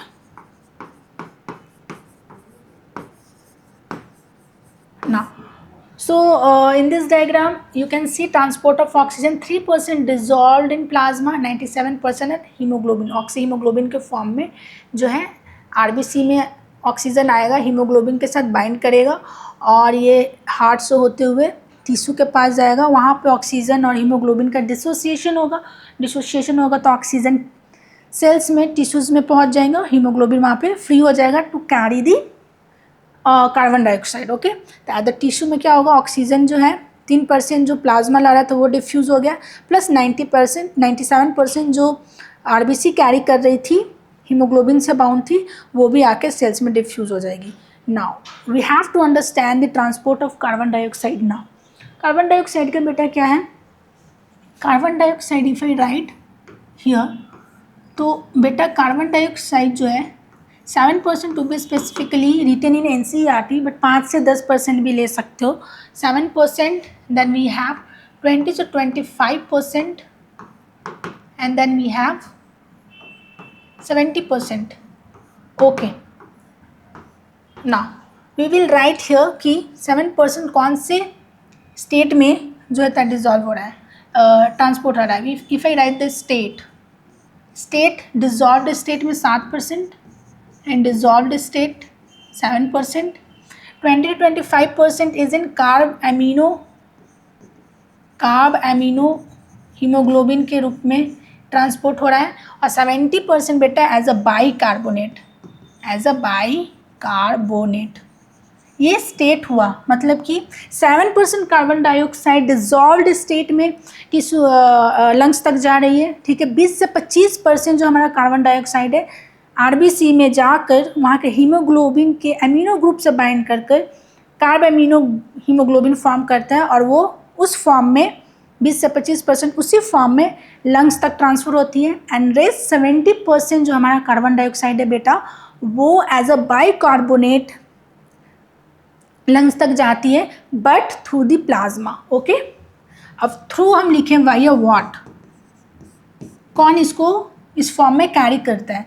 7% इज बाय द प्लाज्मा, 20 से 25% बेटा by the RBC, and 70% bicarbonate is through the plasma. So plasma total कितना कैरी कर रहा है, प्लाज्मा टोटल 77% कार्बन डाइऑक्साइड को कैरी कर रहा है, टोटल 77% अप्रॉक्स, ठीक है। टोटल 77% प्लाज्मा जो है बेटा अप्रॉक्स 77% कार्बन डाइऑक्साइड को कैरी करता है, 7% to be specific through the in the form of dissolved state, and rest 70% is in the form of bicarbonate ions, and rest 20 to 25% of carbon dioxide is in the form of carb amino hemoglobin, which is carried by the RBC. Now that is what explained in this whole diagram. If I say that carbon dioxide tissue level पे 7% dissolve direct, 20 से 25% RBC में गया, RBC के haemoglobin से combine किया carb amino haemoglobin, and 70% as bicarbonate ion, that is HCO3- ये heart में जाएगा, फिर ये लंग्स के पास बेटा रिवर्स रिएक्शन होगी, ठीक है। कार्बन डाइऑक्साइड हीमोग्लोबिन से अलग होगा और कार्बन डाइऑक्साइड एल्वेलाई में चला जाएगा, और जो डिजॉल्व होकर आ रहा था वो 7% डायरेक्ट गया, कार्ब हीमोग्लोबिन वाला कार्बन डाइऑक्साइड हीमोग्लोबिन से डिसोसिएट करेगा, वो जाएगा फिर एल्वेलाई में, और जो बाइकार्बोनेट आयंस जो कैरी करके आ रहे थे उसमें भी रिवर्स रिएक्शन होती है, we will see shortly, and alveoli से आकर फिर बाहर एक्सेल आउट हो जाता है। That's what written here, 7% dissolved in plasma, 23% as carb amino haemoglobin, and 70% as bicarbonates. Now this is the oxygen dissociation curve, ठीक है, this is the oxygen dissociation curve. इसको समझने के लिए बेटा इसका मतलब क्या होता है, oxygen dissociation curve, oxygen is dissociating from something, तो ऑक्सीजन किससे डिसोसिएट कर रहा है, ऑक्सीजन हीमोग्लोबिन से डिसोसिएट कर रहा है। यहाँ पर हम दो गहरी दोस्ती के बारे में पढ़ेंगे, वो जो दो दोस्त हैं that is haemoglobin and oxygen, these two are best friends, ठीक है, और ये रिवर्सिबल मैनर में बाउंड करते हैं ऑक्सीजन हीमोग्लोबिन से। तो ऑक्सीजन कब हीमोग्लोबिन के साथ मिलकर ऑक्सी हीमोग्लोबिन बनाएगा और कब ऑक्सीजन हीमोग्लोबिन से सेपरेट होगा, ऐसी क्या क्या फैक्टर्स हैं जो ऑक्सीजन डिसोसिएशन कर्व ऑक्सीजन को अलग होना पड़ता है हीमोग्लोबिन से, ऐसे क्या क्या फैक्टर्स रहेंगी जहां ऑक्सीजन हाथ मिलाएगा हीमोग्लोबिन से कि आ जाओ मैं आ जाओ मिलते हैं, ऑक्सी हीमोग्लोबिन बनाएगा। और ऐसी क्या क्या फैक्टर रहेगी जहाँ ऑक्सीजन बेचारे को हीमोग्लोबिन से डिसोशिएट होना पड़ेगा, बोलेगा अब जाओ, अब मुझे कार्बन डाइऑक्साइड के साथ बाउंड करना है, तो वो फैक्टर्स के बारे में पढ़ेंगे। ठीक है, ये आप देखो, ये सिग्मोइड होता है, सिग्मोइड कर्व होती है, सिग्मोइड कर्व। अगर आप इस समझो, इसको अच्छे से अगर हम समझें, तो जब लंग्स पे बेटा 100% प्रेशर होती है ऑक्सीजन की, तो haemoglobin completely bound to oxygen, maximum 4 molecules को बाउंड कर सकता है हीमोग्लोबिन। ठीक है, तो जब लंग्स के पास पार्शियल प्रेशर ऑक्सीजन की ज़्यादा होती है, कितनी होती है, 104 होता है ना वहाँ पे partial pressure of oxygen, over there hemoglobin is fully saturated with oxygen, percentage saturation of hemoglobin with oxygen। इसका कहने का मतलब क्या है कि हीमोग्लोबिन कितना सैचुरेटेड है ऑक्सीजन से। ठीक है, तो जितना ज़्यादा हाई प्रेशर है लंग्स के पास, तो हीमोग्लोबिन फुल्ली सैचुरेटेड होता है। ठीक है, that is 100%, I can say 100%। ठीक है, इफ़ आई से टिश्यू लेवल पर अगर आप देखो तो 40 mmHg होती है टिश्यू लेवल पे, 40 mmHg।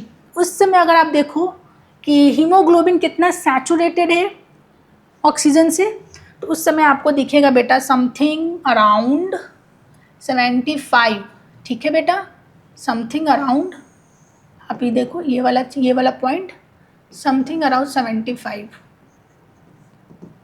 दैट इज़ का मतलब हम ये समझ सकते हैं कि जब ऑक्सीजन डिलीवर हो गया टिश्यू को, तो स्टिल जो हमारा हीमोग्लोबिन है that is 75% saturated with oxygen even after delivering the oxygen to the tissue. It means कि कितना परसेंट डिलीवर हुआ टिश्यू को, 25% डिलीवर हुआ।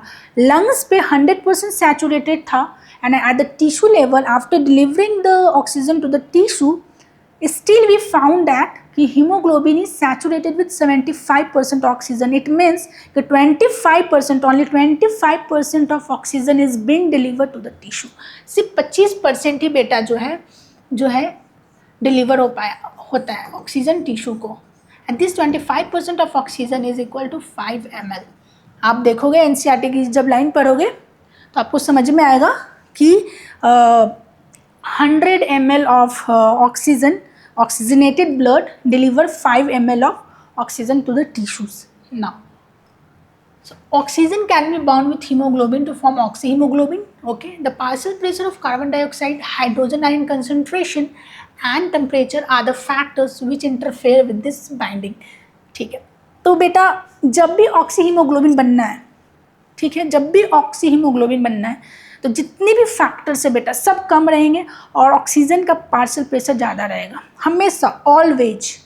ठीक है, फॉर एग्जांपल ऑक्सीहीमोग्लोबिन बनना है, ऑक्सीजन को हीमोग्लोबिन से बाइंड करने के लिए हाइड्रोजन आयन का कंसंट्रेशन कम होना चाहिए। पीएच जो है बेटा, एक मिनट, हाइड्रोजन आयन कंसंट्रेशन जो है बेटा वो कम होना चाहिए। कार्बन डाइऑक्साइड का पार्शियल प्रेशर वो भी कम होना चाहिए। ठीक है, और टेम्परेचर भी कम होनी चाहिए। Now, a sigmoid curve is formed when the percentage of the saturation of hemoglobin with oxygen is plotted against the PO2. This formed curve is called oxygen dissociation curve. इस कर्व को बोलते हैं oxygen dissociation curve. ठीक है, अब let's suppose ये next वाली slide में भी हो। Okay, let's understand this. इसके पहले वाले में हमने क्या समझा कि लंग्स पे ऑक्सीहीमोग्लोबिन फॉर्म करना है, तो लंग्स पे जो प्रेशर होते हैं ऑक्सीजन का वो होता है 104 mmHg।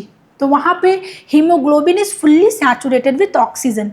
Now when we see at the tissue level over there we found that कि haemoglobin is saturated with oxygen, 75% saturated with oxygen. It means कि जो ब्लड है हमारा that is delivering only 25% of the oxygen to the cells. Okay, now अगर इस curve को बेटा, इस कर्व को, ये जो कर्व है स्टैंडर्ड कर्व है सिग्मोइड, अगर ये इधर आता है, राइट शिफ्ट होता है या फिर लेफ्ट शिफ्ट होता है, इसका मतलब क्या होता है, क्या समझेंगे इससे? तो 100 पे बेटा हमारा जो हीमोग्लोबिन था that is 100% saturated.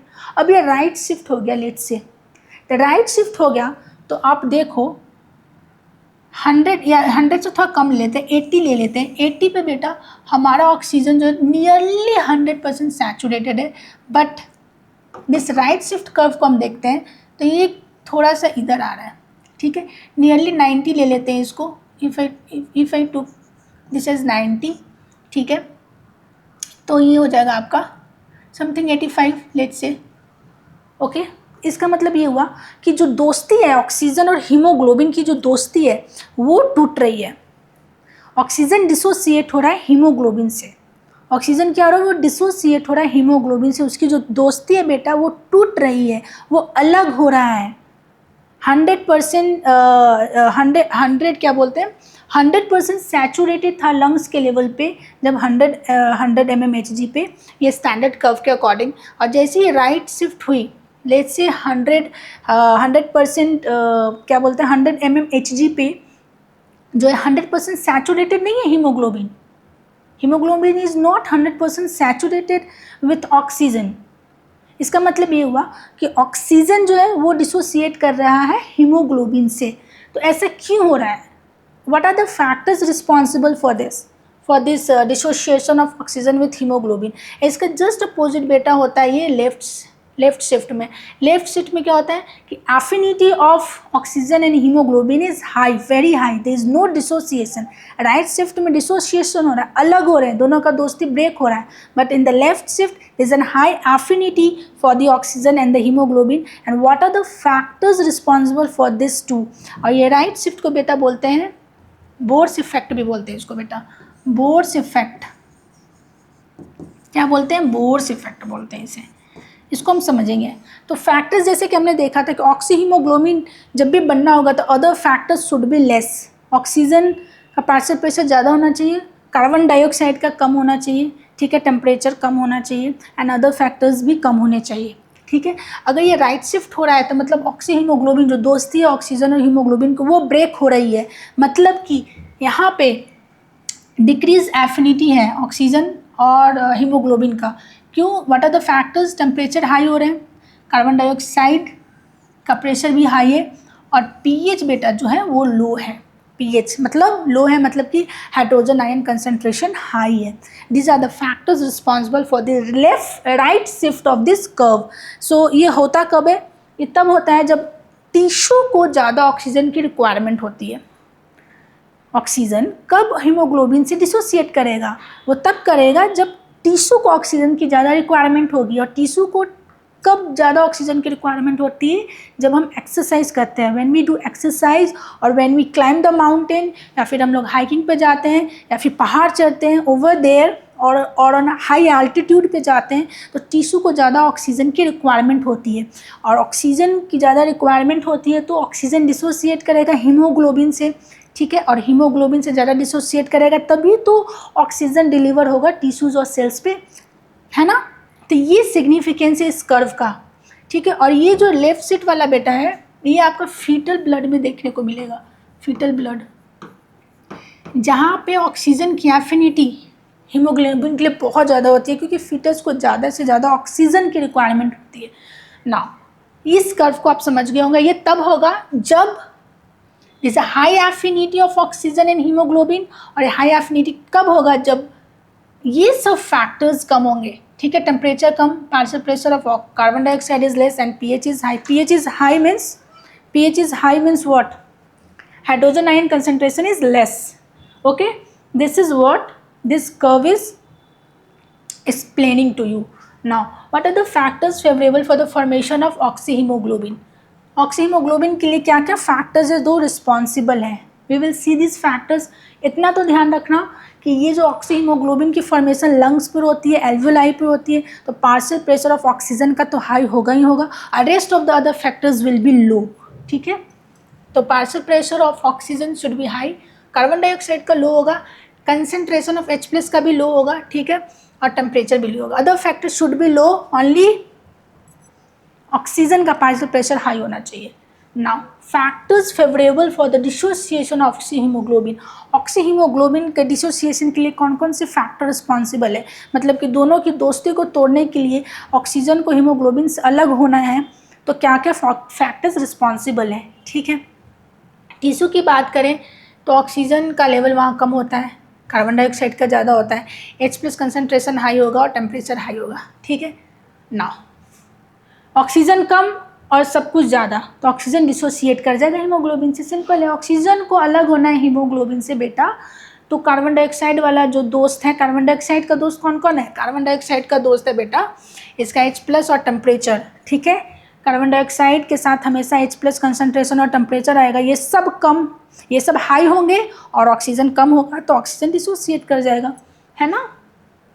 This so that oxygen is bound to the hemoglobin in the lung surface and become dissociated at the tissue. Tissue पे वो डिसोशिएट हो जाते हैं क्योंकि टिश्यू के लेवल पे जो है हमारा partial pressure of carbon dioxide high होता है, टेम्परेचर हाई होता है, H+ का कंसनट्रेशन भी हाई होता है जिससे pH लो होता है, ठीक है, and that's lead to the dissociation of oxyhemoglobin at the tissue level, and that's how oxygen gets transferred to the tissue or the cells. Now there is a right shift of this curve that is called Bohr's effect. Increase in partial pressure of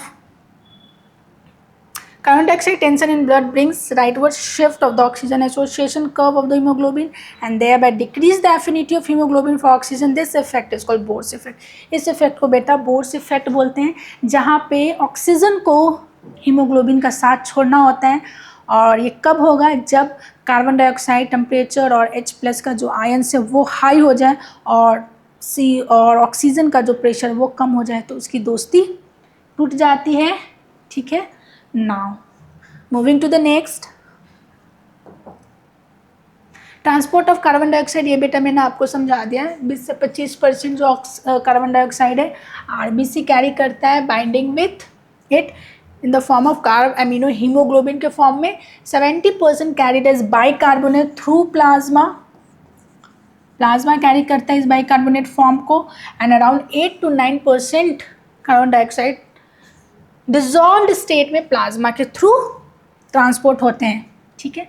now the formation of carb amino haemoglobin is related to PCO2 which is a major factor that affects is the binding, ठीक है। जो carb amino haemoglobin का formation बेटा वो partial pressure के, carbon dioxide के partial pressure पर depend करता है, वो हाई होगा टिश्यू लेवल पे तभी ये हीमोग्लोबिन से बाइंड करेगा, ठीक है। तभी तो टिश्यू लेवल पे जो है ऑक्सीहीमोग्लोबिन का डिसोसिएशन होता है और ऑक्सीजन टिश्यू में आता है, हीमोग्लोबिन फ्री हो जाता है। Now this free haemoglobin is free to bind with the carbon dioxide, क्योंकि टिश्यू लेवल पे कार्बन डाइऑक्साइड का लेवल हाई होता है तभी हीमोग्लोबिन उससे बाइंड कर पाता है, ना, है ना। Now factors favourable for the binding of carbon dioxide, tissue में क्या होता है, PCO2 हाई होता है, ऑक्सीजन का लो होना ही होना है ना। फैक्टर्स फेवरेबल फॉर डिसोसिएशन कैसे होगा, एल्वियोलाई पे CO2 का पार्शियल प्रेशर कम होगा और हाई O2 होगा, जस्ट अपोजिट, ठीक है। Carbon dioxide bound to the haemoglobin से बाउंड करेगा टिश्यू के लेवल पे और ये एल्वियोलाई को ट्रांसपोर्ट हो जाएगा, एल्वियोलाई से फिर बाहर निकल जाएगा। RBC के पास हाई कंसनट्रेशन होता है एक एंजाइम का जिसे बोलते हैं carbonic anhydrase, that is called carbonic anhydrase, and low quantities of it are also present in plasma. Carbonic anhydrase एक एंजाइम है बेटा, उससे बाइकार्बोनेट फॉर्म होती है, ठीक है, और इसका छोटा सा अमाउंट जो है वो प्लाज्मा में भी प्रेजेंट होता है। नाउ ये होल डायग्राम है to understand how carbon dioxide is transported in the form of bicarbonate ions. Let's understand this. Now this is the cells, ठीक है, ये हमारा ब्लड है और ये ब्लड में हमारा RBC है, ठीक है। हो क्या रहा है यहाँ पे बेटा, टिश्यू पे हाई PCO2 होता है ड्यू टू कैटाबोलिज्म के कारण, और ये CO2 जो होता है डिफ्यूज़ करता है ब्लड में, RBC में और प्लाज्मा में, and forms HCO3- and H+।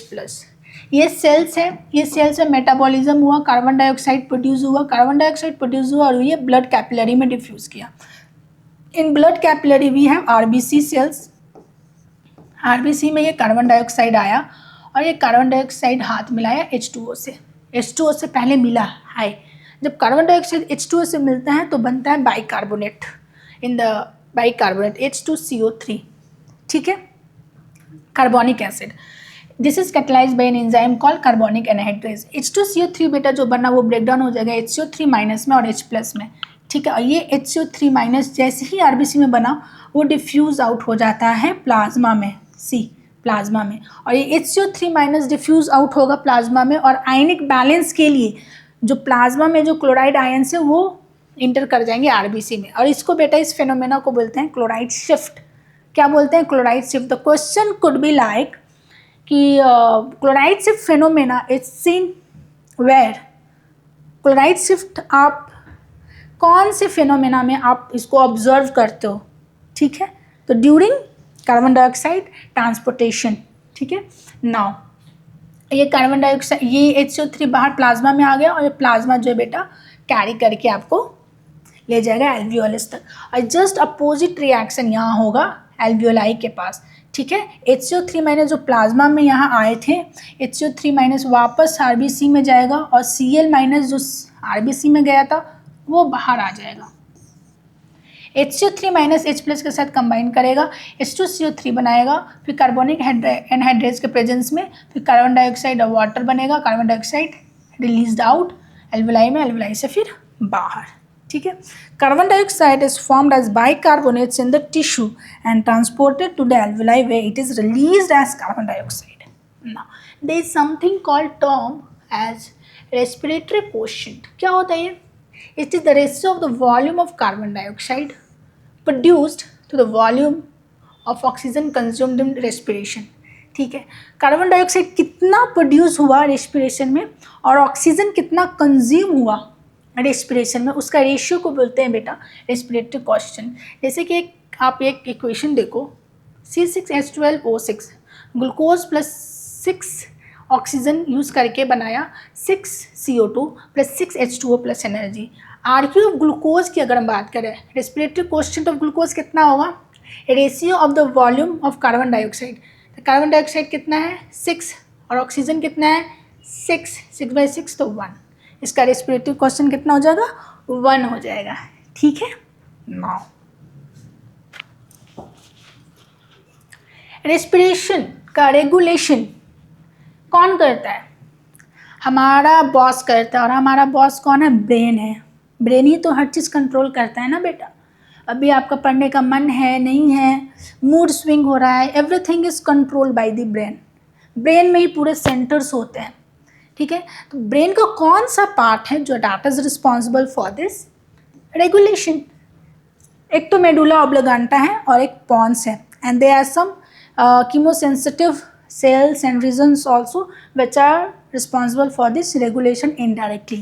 Now, so आपको तो ये याद रखना पहले कि medulla oblongata and pons varoli are the main which is responsible for the regulation of respiration. Regulated by two mechanism, the nervous mechanism and the chemical mechanism. Chemical mechanism है और एक nervous mechanism है। Okay, respiratory rhythm center होता है बेटा RRC। RRC कहाँ होता है? ये होता है मेडुला रीजन में होता है, मेडुला रीजन में होता है, और ये रेगुलेट करता है हमारे रेस्पिरेशन को। RRC is the primary, I would say ये प्राइमरी रेगुलेटर है रेस्पिरेशन का। RRC होता कहाँ? ये मेडुला रीजन में होता है। Now there is the second one which is called pneumotaxic centre which is present in pons region में प्रेजेंट होता है, pons region of the brain. The second one is pneumotaxic centre which is present in the brain के pons region में एक centre होता है जिसका नाम है नीमोटैक्सिक सेंटर। ठीक है, ये मॉडरेट करता है, RRC को बोलते हैं। तो ठीक है, now neural signal from this centre, pneumotaxic centre से न्यूरल सिग्नल जो है वो ड्यूरेशन ऑफ इंस्पिरेशन को रिड्यूस करवा देगा, and thereby alter the respiratory rate, respiratory rate को अल्टर या चेंज करेगा। ठीक है, अगर if there is a high pressure of carbon dioxide then this pneumotaxic centre के पास जाएगा, पॉन्स के पास जाएगा कि that there is a high pressure of carbon dioxide and you have to exhale out, you have to remove this carbon dioxide. So pons क्या करेगा? Pond's खुद काम नहीं करता है, वो उसका जो दोस्त है पॉन्स किसको बोलता है? RRC को बोलता है। वो ऐसे क्यों नहीं मारता है कि no you are the primary regulator, you do this job, and then this RRC फिर क्या करता है? ये जो ड्यूरेशन ऑफ इंस्पिरेशन का वो रिड्यूस हो जाता है। क्वेश्चन कुड बी कि RRC कैसे वर्क करता है? तो RRC जो है इंस्पिरेशन के ड्यूरेशन को कम कर देता है। ठीक है, और सो डैट कि कार्बन डाइऑक्साइड जो भी इंक्रीज हुआ है हमारे बॉडी में वो एक्सहेल आउट हो जाए। Now there is a chemosensitive area होता है बेटा मेडुला में, ठीक है, और एक होता है आपका रिसेप्टर्स, जिस किस में होता है रिसेप्टर्स, आयोटिक आर्च में और कैरोटिड आर्टरी में, ठीक है। आपने हार्ट पढ़ा होगा, हार्ट में तो उसमें होता है ना आयोटिक आयोटा होता है, आयोटा में होता है ये इस तरह से होता है आयोटिक आर्च, इसको बोलते हैं, we call it aortic arch, ठीक है। और इससे आर्टरी ऊपर ब्रेन की तरफ जाती है। तो एओर्टिक आर्च और कैरोटिड आर्टरी में भी रिसेप्टर्स होते हैं जो डिटेक्ट करते हैं कार्बन डाइऑक्साइड के लेवल को, H+ लेवल को, और ये सिग्नल करते हैं RRC को कि see there is a presence of oxygen, there is a presence of carbon dioxide और H+ concentration which is above the normal physiological condition, और RRC देन एडजस्ट करते हैं इसको by exhaling out the carbon dioxide. और chemosensitive area बेटा होता है medulla reason में नियर द RRC सेंटर, ये डिटेक्ट करता है high carbon dioxide and H+ level. When these increase, ये जब इंक्रीज होता है तो फिर से ये RRC को ही सिग्नल करता है to adjust breathing and helping remove excess carbon dioxide, जो एक्सेस है वो रिमूव हो जाती है, ठीक है। ये पूरा रेगुलेशन का हमने देख लिया। तो हमने इसमें क्या देखा, मेडुला ऑब्लिगांटा एंड पॉन्स वेरोली जो है, these are the two organs involved in regulation, okay, and to be specific RRC is the primary regulator of this respiration, ठीक है। पॉन्स जो होता है और जो कीमोसेंसिटिव एरिया जो होते हैं और पॉन्स जो होते हैं वो फाइनली RRC को ही बोलते हैं कि भैया तुम संभालो, कार्बन डाइऑक्साइड का लेवल इंक्रीज हो चुका है और आप इसको एक्सहेल आउट करो, ठीक है। Now these are the respiratory disorders है बेटा जो हमें समझना। अस्थमा, अस्थमा में क्या होता है कि हमारी जो ब्रोंक्यूल से वो इन्फ्लामेशन हो जाता है उनका। तो ए से अस्थमा, ए से आप एलर्जी याद रखना है, बहुत क्वेश्चंस पूछते हैं इससे। ए से अस्थमा, ए से एलर्जी के कारण होता है ये, ठीक है। एलर्जिक रिएक्शन है that causes constriction of the bronchiole muscles, जो ब्रोंक्यूल का जो मसल्स होता है वो कॉन्स्ट्रिक्ट कर जाते हैं बेटा, ठीक है। तो इंस्पिरेशन तो हो जाता है बट हवा जो निकलने में वो थोड़ी दिक्कत होती है। They by reducing the air passage को रिड्यूस करता है and thus the amount of air that can get to the alveoli. ना एम्फाइसीमा जो मैंने आपको बताया था, एम्फाइसीमा में जो है ये स्मोकिंग के कारण जनरली होता है, स्मोकिंग के कारण होता है, और इसमें जो सरफेस एरिया होती है एल्वुलाई की वो डिक्रीज़ हो जाती है, सरफेस एरिया रिड्यूस हो जाती है एम्फाइसीमा में। इससे बहुत सारे क्वेश्चंस बनते हैं। Inflammation of abnormal detention of bronchiole और एल्वियोलर सैक, ठीक है, इसमें शॉर्टनेस ऑफ ब्रीथ होती है और इवेंचुअली डेथ भी हो सकती है इन सीवियर कंडीशन, ओके ना। ऑक्यूपेशनल रेस्पिरेटरी डिसऑर्डर क्या होता है बेटा, कुछ कुछ जो डस्ट एरिया में या सीमेंट वगैरह सब इंडस्ट्रीज़ में जो काम करते हैं और कंटिन्यूअस एक्सपोजर के कारण जो इनहेल करते हैं डस्ट पार्टिकल्स, उसके वजह से जो है बेटा जो लंग्स जो है हमारा जो एल्विलाई है लॉन्ग टर्म एक्सपोजर के कारण डिस्ट्रॉय हो जाते हैं। जैसे कि इसका एग्जांपल फिब्रोसिस है, सिलिकोसिस है ना, मैं लिख दूँ यहाँ silicosis, fibrosis. Now bronchitis and pneumonia, bronchitis में क्या होता है, ब्रोंकाई का इन्फ्लेमेशन हो जाता है बेटा और ओवर सिक्रीट करने लगते हैं म्यूकस को, ठीक है, और इसके वजह से जो कफिंग वगैरह होने लगती है। निमोनिया जो बेटा एल्वुलाई के इन्फेक्शन से होता है and streptococcus pneumoniae bacteria is responsible for the pneumonia disease. Now thank you so much, everything is possible when you believe in yourself. I hope आपको ये सेशन समझ में आया होगा। Now we will revise, we have already done the revision actually, but now we will do some previous year's questions and we will see कि हमने कितनी अच्छी सी तैयारी की है। Okay, now we will do some previous year questions. Let's see कि आपने कितने अच्छे से चैप्टर्स को समझा है। So get ready to slay. Now previous year questions हम देखते हैं। Select the correct events that occur during inspiration. Inspiration श्वास लेते वक्त कौन कौन सी सही इवेंट्स को हमें सेलेक्ट करना है। तो सांस लेते वक्त बेटा कॉन्ट्रैक्शन होता है दोनों का, डायफ्राम का भी और एक्सटर्नल इंटरकोस्टल मसल्स का भी। तो कॉन्ट्रैक्शन ऑफ डायफ्राम होगा, okay. Contraction of external intercostal muscles, correct, ये भी सही है, okay. Now pulmonary volume decreases, volume अगर डिक्रीज होगा बेटा तो प्रेशर इंक्रीज होगा इनसाइड द लंग्स। प्रेशर अगर इंक्रीज हो जाएगा तो इंस्पिरेशन तो नहीं होगा ना, वो pressure should be less than the atmospheric pressure, ठीक है। तो 1 और 2 सही होगा, 3 रॉन्ग होगा। तो 3 होगा नहीं बेटा, ओनली 4 होगा नहीं, तो 1 और 2 that is B. Next, lungs do not collapse between breaths and some air always remain in the lungs.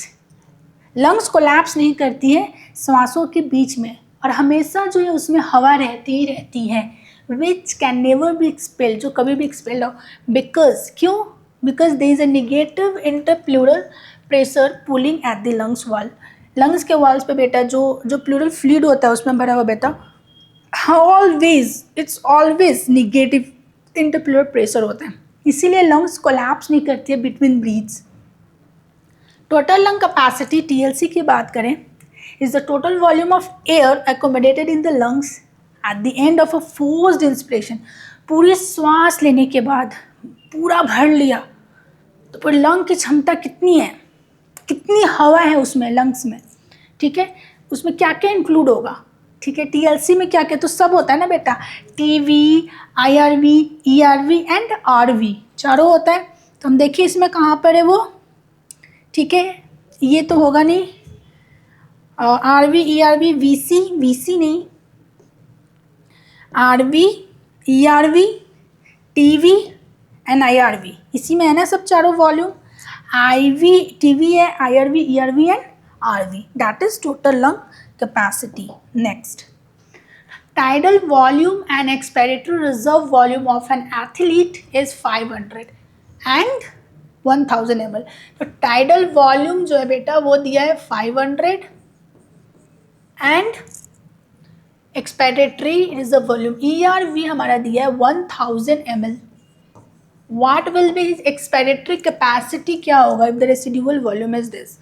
Okay, expiratory capacity होता कितना होता है बेटा, एक्सपायरेटरी कैपेसिटी मतलब क्या होता है, कितनी क्षमता है पूरी श्वास छोड़ने की, कितनी क्षमता है, जो नॉर्मल जो लिया वो तो छोड़ेंगे, प्लस एक्स्ट्रा कितना छोड़ सकते थे वो होता था ईआरवी। तो हम ऐड कर देंगे टीवी प्लस ईआरवी को, जब ऐड करेंगे 1000 प्लस 500 तो 1500 ml आ जाएगा।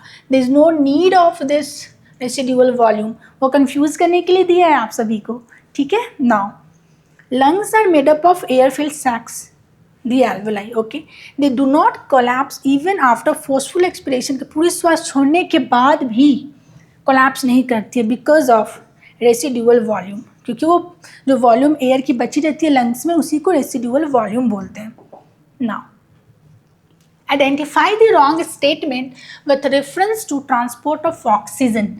Okay, partial pressure of CO2 can interfere with oxygen. क्या हमें फाइंड करना wrong statement, that is false. False क्या है, कार्बन डाइऑक्साइड का पार्शियल प्रेशर इंटरफेयर कर सकता है ऑक्सीजन के बाइंडिंग से हाँ, this is correct.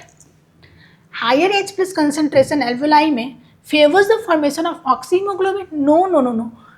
in order to form oxyhemoglobin the partial pressure of oxygen should be high and partial pressure of carbon dioxide should be low. जब भी oxygen haemoglobin का formation होना है बेटा तो पार्शियल प्रेशर ऑक्सीजन का high होना चाहिए और रेस्ट अदर फैक्टर्स को कम होना चाहिए, ठीक है। तो this statement is wrong, that is false. Reduction in pH of blood will, blood का अगर पीएच में रिडक्शन होगा, reduction of pH means what, high H plus concentration, high H plus concentration है तभी तो पीएच कम है ना। Reduce the rate of heart beat से रिलेटेड नहीं है। reduce the blood supply to the brain, no. decrease the affinity of hemoglobin with oxygen, yes. जब भी H प्लस कंसनट्रेशन हाई होगा, टेम्परेचर हाई होगा या फिर partial pressure of carbon dioxide high होगा तो हीमोग्लोबिन ऑक्सीजन से बाइंड नहीं कर पाएगी, उसकी एफिनिटी रिड्यूस हो जाएगी, डिक्रीज हो जाएगी। Now select the favorable condition required for the formation of oxyhemoglobin at the alveoli. alveoli पे oxyhemoglobin हमें फॉर्म करना है तो what are the factors responsible for that? तो oxyhemoglobin के लिए तो partial pressure of oxygen should be high and rest of the factors should be low, ठीक है। तो लो PO2 तो होगा नहीं बेटा, हाई PO2 होगा, हाई CO2 नहीं होगा, लो तो होगा नहीं, हाई PO2 होगा, लो CO2, less H plus, low temperature. PO2 का हाई होना है और सबका कम होना है, ठीक है। Now Now, the partial pressure in mmHg of oxygen and carbon dioxide at the alveoli, site of diffusion पे क्या है, पार्शियल प्रेशर हमने ऑक्सीजन का निकाला था ना बेटा, कितना था 159 और कार्बन डाइऑक्साइड का था 0.3. ये तो डायरेक्ट क्वेश्चन है, memory based. Which of the flowing options correctly representing the lung condition in asthma and emphysema respectively. Asthma में बेटा हमें क्या होता है, इन्फ्लेमेशन हो जाता है ब्रोंकियल्स का, एलर्जिक रिएक्शन, और एम्फाइसीमा में सरफेस एरिया रिड्यूस हो जाता है, decrease the respiratory surface. Inflammation of the bronchioles, decrease respiratory surface, okay, no. Increase respiratory surface inflame, no. Decrease respiratory surface inflame, no. First one बेटा ये सही होगा. Asthma में ब्रोंकियल्स का इन्फ्लेमेशन होता है और एम्फाइसीमा में बेटा सरफेस एरिया एल्वोलाई का डिक्रीज होता है. Now the partial pressure of oxygen in the alveoli of the lungs is, alveoli में पार्शियल प्रेशर ऑक्सीजन का हाई होता है या लो होता है?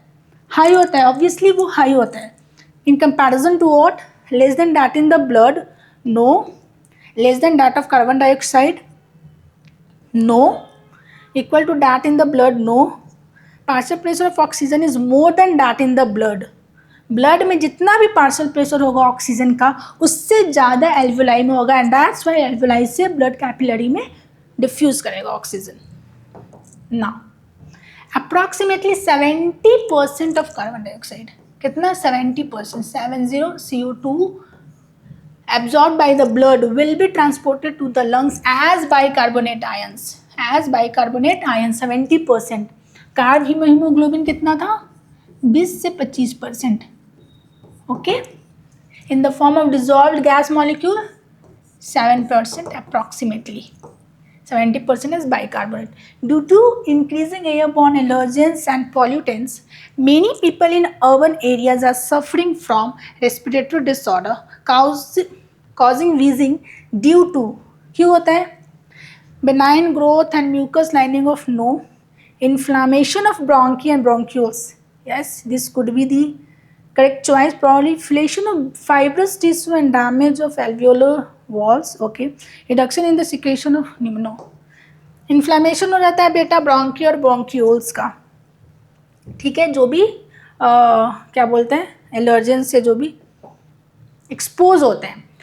Name the chronic respiratory disorder causing mainly by cigarette smoking से बेटा एम्फाइसीमा होता है, बिना डाउट का एम्फाइसीमा लगाओ, जिसमें रेस्पिरेटरी सरफेस होते हैं वो रिड्यूस हो जाते हैं.